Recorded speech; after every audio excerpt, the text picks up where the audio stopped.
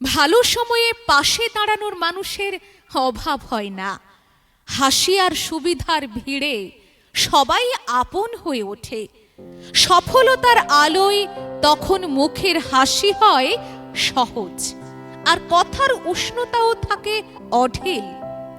কিন্তু বিপদের সময় ছবি বদলে যায়, ভিড় সরে যায় ধীরে ধীরে।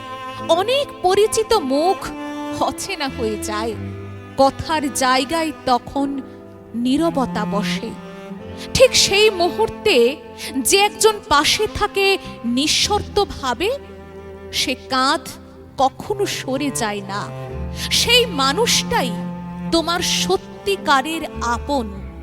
কারণ সম্পর্কের পরিচয় সুখে নয়, সংকটে লেখা হয়।